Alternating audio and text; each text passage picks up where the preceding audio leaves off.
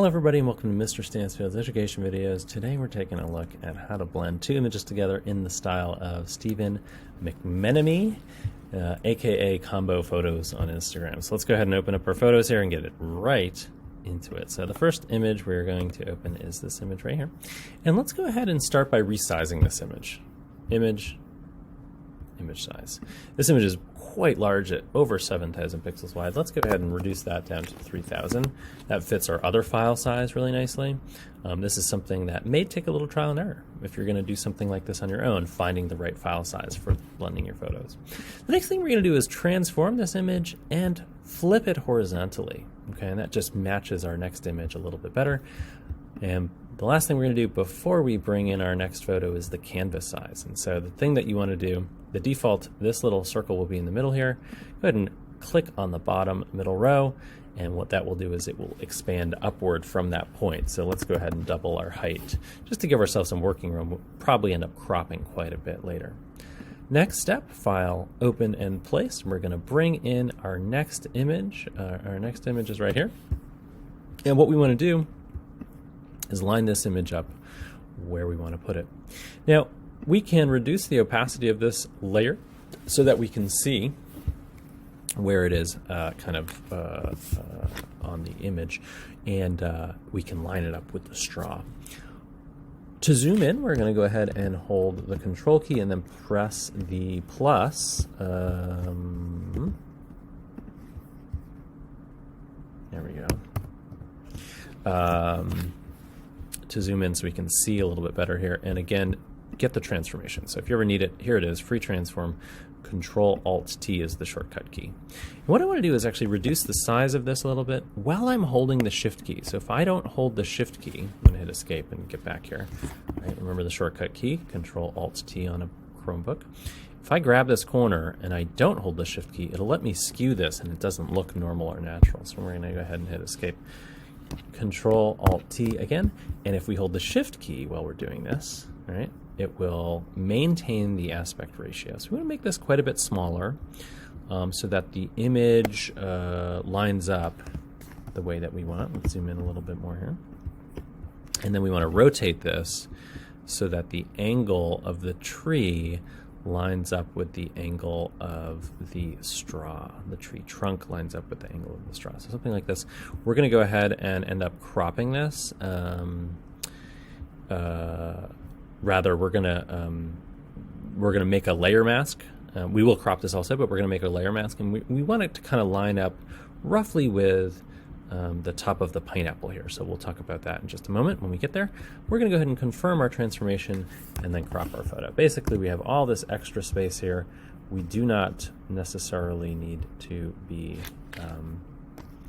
working with the file with all this extra space. So grab the crop tool and we're just going to go ahead and crop it. We're going to crop here, I think on the bottom, something like that. Bring it in over here on the left side to the edge of the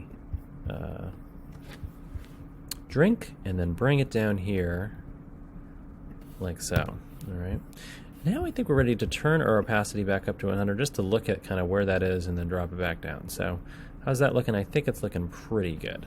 Now this is maybe not the most perfect two images to blend together, and we'll get to that in just a moment, but let's go ahead and go on to the next step. We're going to grab the rectangular marquee tool. We're going to make a selection from the top left corner, and we're going to bring it down to just above the pineapple here. And then we're going to add a layer mask. And by doing so, it fills in the bottom, what's not selected, it fills it in with black. Let's turn that opacity back to 100. And here we have a decent combo photo.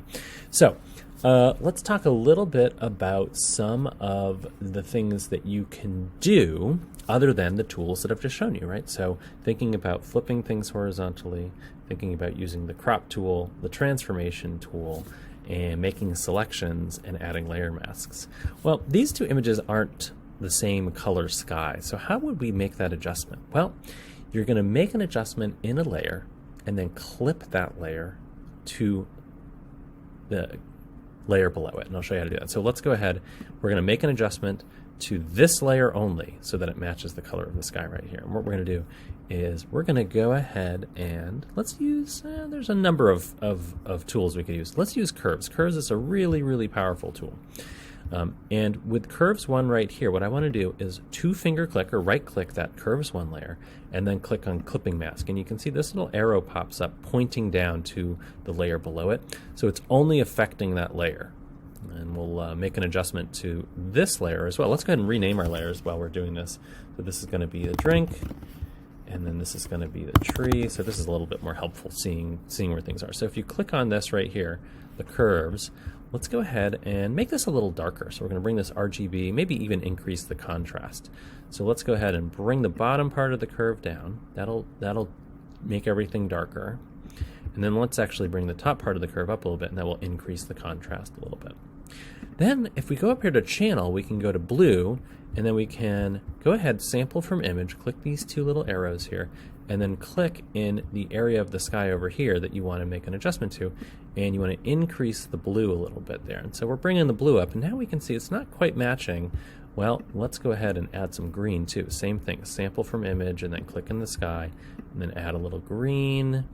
And so now these skies are starting to match, right? This skin tone isn't looking quite right to me, right? It looks a little green, so let's maybe bring the green down a little bit, something like this. It just gets a little closer, you know? Could we make some more adjustments? Absolutely. Let's go ahead and click on the tree layer, add another curves layer here, and then right-click or 2-finger click to add a clipping mask. So now Curves 2 is only attached to the tree. And I'm going to make a really dramatic adjustment here just to show you. Right? If you bring this way up here, everything is adjusted only in the tree layer. So you can make some adjustments there. I think maybe just brighten this up a little, something like that. It sort of matches the value of the image below. And I think we're starting to get somewhere here. Now, if I was going to work on this a little bit more, I'd probably think about this lining up this tree trunk with the straw a little bit better. I might think about how that image comes together. You may need to, if you don't crop it quite right, you may need to use the clone stamp tool, but I'm not going to get into that right now. But this sort of adjustment, you can do this with any adjustment, right? So if I wanted to do this with hue saturation, let's go ahead and select the drink layer and then go to hue saturation. If I wanted to increase the saturation, right? And I'm overdoing this just to show you. Well, it's affecting only the bottom layer even though I haven't clipped it yet. And the reason is that adjustments will affect everything below them. But if I click and drag this up to the top, it affects everything now, right? And so what I want to do is just make sure it's in the right place and clip it if I need to. Let's go ahead and bring our saturation back down a little bit. But in this case, I think we would bring our, I'm just visually looking at this, right? Your mileage may vary. I'm trying different things to get these images to match a little bit better. I think bringing the saturation up just a little bit and lightness down just a little bit. And again, clipping this here, right click and clipping mask. What I want you to do is save it as a PSD and then save it as a JPEG. So you're going to save this twice. First, save it as a PSD, then export it as a JPEG, and you're going to turn both files into Google Classroom. And there you go. There's a little juxtaposition Stephen McMenemy demo. There you go.